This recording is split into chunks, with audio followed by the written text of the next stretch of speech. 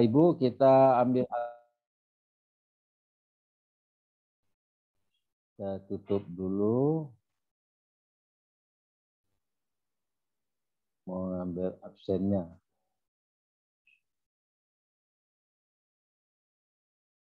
Silakan Bapak Ibu dibuka kameranya. Ibu Silemi akan mengambil absensi.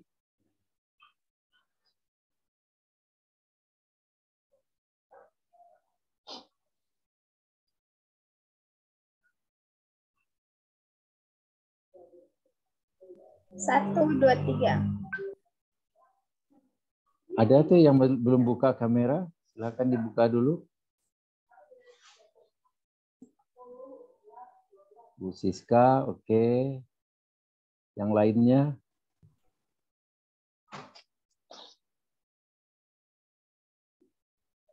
Satu, dua, tiga.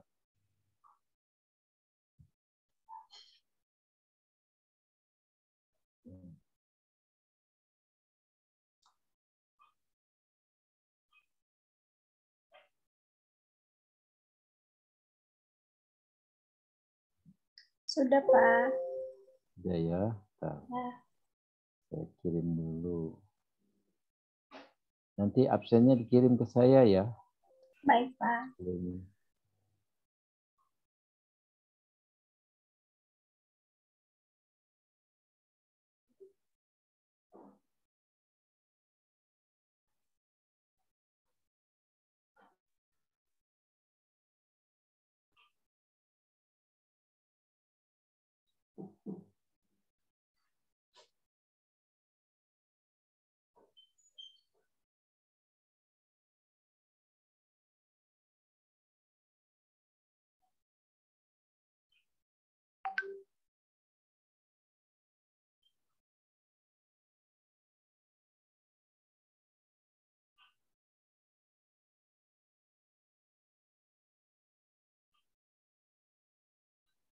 Nah, Bapak Ibu, tadi kita sudah mendapatkan cara untuk menentukan sampling. Cara menentukan sampling. Jadi garis besarnya sampling itu cara mengambilnya ada dua, random dengan non-random.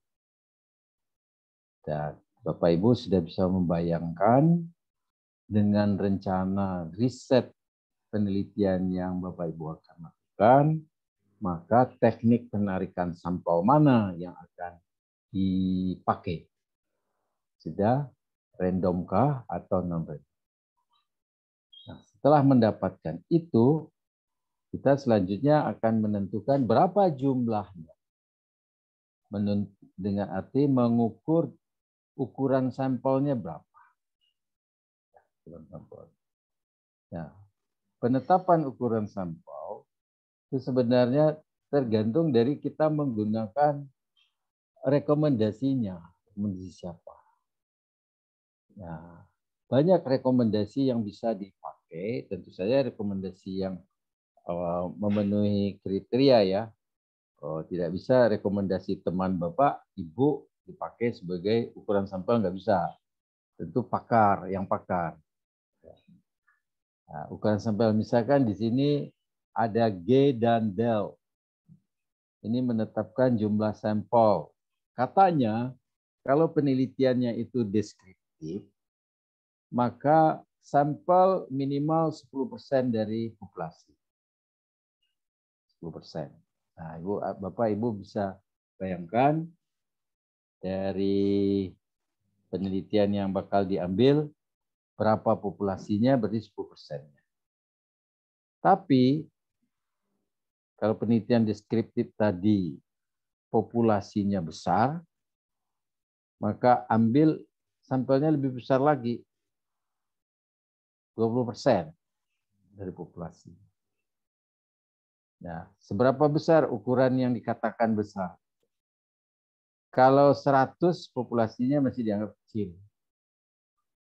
Sampai dengan 500 pun masih kecil. Sampai 1000 lah masih kecil. Jadi cukup 10%. Kalau sampelnya populasinya sudah di atas 1.000, nah itu boleh diambil 20%.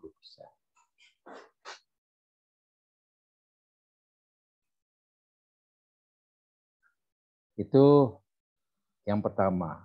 Yang kedua, kalau penelitiannya sifatnya adalah korelasion, hubungan satu variabel dengan variabel lain, apakah variabel A berhubungan dengan variabel B, misalnya itu. Nah, sampel diambil 30 minimal.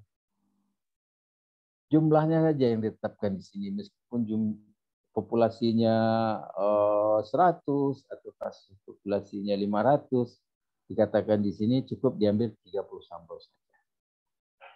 Sebenarnya ini minimal.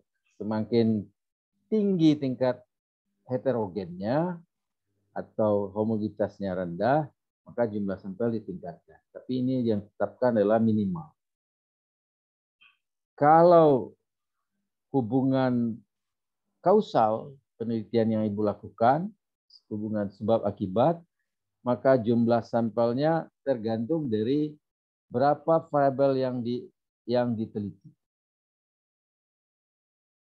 Nah, minimal 30 dari satu variabel. Kalau penelitian variabelnya 3, maka sampelnya adalah 3 kali 30, 90. Nah, yang keempat, kalau sifatnya adalah penelitian eksperimen, minimal adalah 15 subjek per kelompok.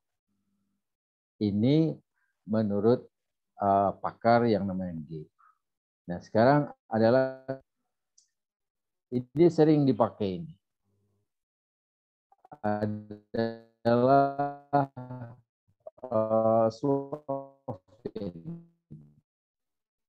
ada dapatlah jumlah sampel. Misalkan di sini penelitian ini populasinya 1.200 orang. 1.200 orang masukkan ke rumus.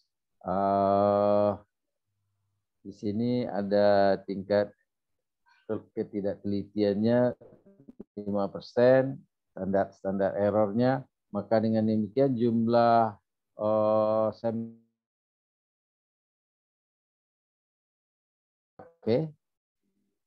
Slopin ini karena praktis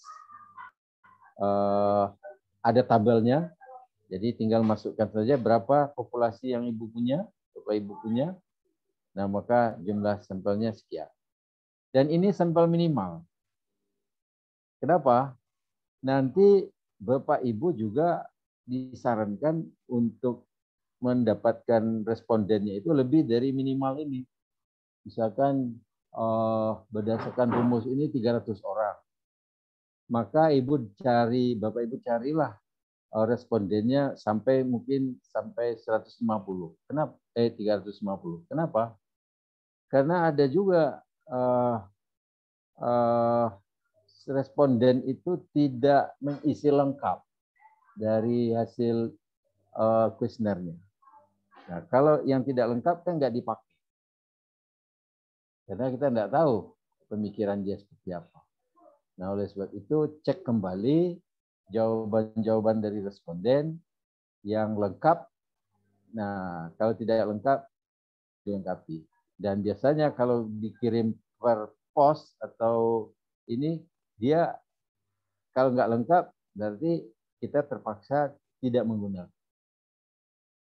Bisa juga menggunakan, tapi ada lagi itu rumus-rumusnya yang kita harus tambahkan jawabannya, dan jawaban yang ditambahkan itu berdasarkan jawaban lain. Nah, ini agak rumit nanti. Jadi menghindari hal-hal yang seperti itu, tambahkan saja jumlah responden yang kita inginkan, misalkan 300, tambahkan. Ini jumlah minimal, gitu ya.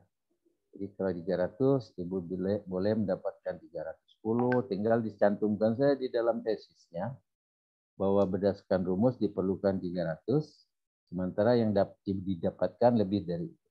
Misalnya 325 orang.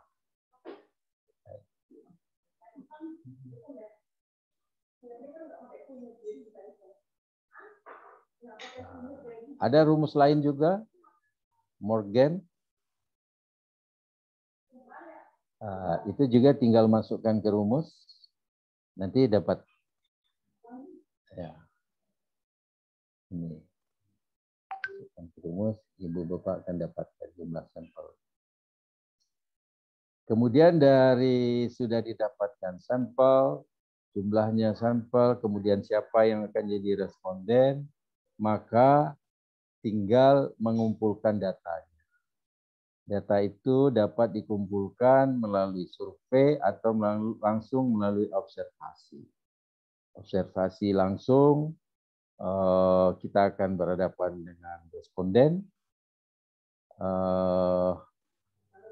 Melalui alat juga bisa teknik langsung. Kalau survei bisa Ibu kirim kuesionernya atau langsung di berhadapan, begitu juga dengan wawancara pakai telepon atau langsung tatap muka. Terserah saja yang mana yang dilakukan. Tapi sekarang simpel sekali dengan menggunakan Google Form, Bapak Ibu sebarkan kepada komunitas yang diinginkan, nanti yang dikirimkan, nah nanti akan dapat jawabannya. Jawaban yang diisi tidak lengkap, dia tidak bisa kirim. Dia harus melengkapi dulu jawabannya, jawaban yang lengkap yang akan Bapak Ibu terima. Demikian.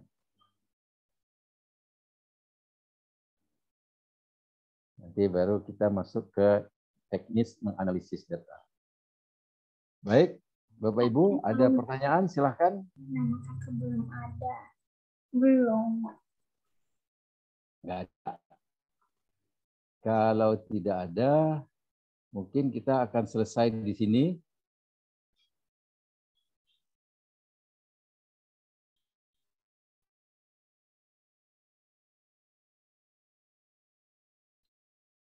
Yang terkait dengan sampel, terkait dengan